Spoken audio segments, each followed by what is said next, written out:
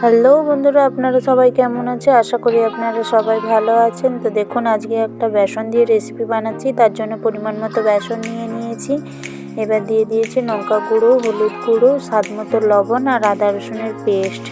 আর দিয়ে দিলাম এখানে কিছুটা পরিমাণ গরম মশলা দিয়ে খুব ভালোভাবে মশলাগুলোর সঙ্গে বেসনটা মিক্স করে নিচ্ছি। দেখুন, খুব ভালো করে মিক্স করা আমার হয়ে গেছে। এবার একটু একটু করে জল দিয়ে ময়দাটাকে মেখে নিচ্ছি। একবারে বেশি জল দেওয়া যাবে না, একটু একটু জল দিয়ে আমি মেখে নিচ্ছি বেসনটাকে। দেখুন, ডো তৈরি করব না, হালকা হালকা জল দিয়ে আমি একটা দেখুন কেমন তৈরি করে নিচ্ছি। দেখুন, বানানো আমার হয়ে গেছে, এরকম হয়েছে। এবার আমি গরম তেলে এরকমভাবে ছোটো ছোটো করে ছেড়ে ভেজে নিচ্ছি। দেখুন, একে একে সবগুলো দিয়ে আমার এক পিঠ হয়ে গেছে। আবারও উল্টে দিচ্ছি আমি,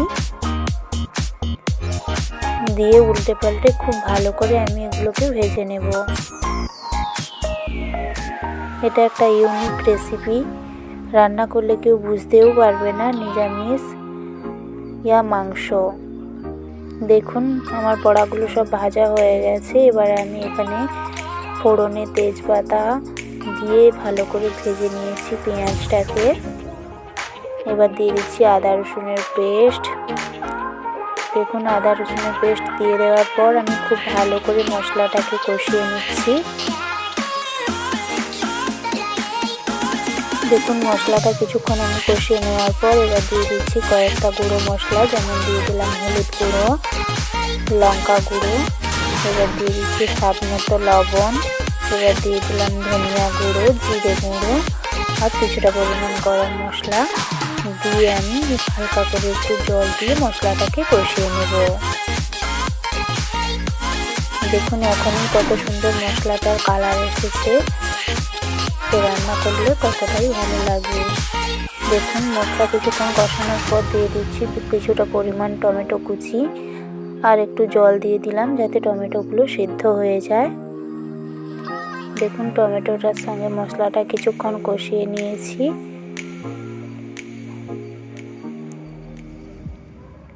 এবার আমি টমেটোটাকে খুব ভালো করে গেলে দেব।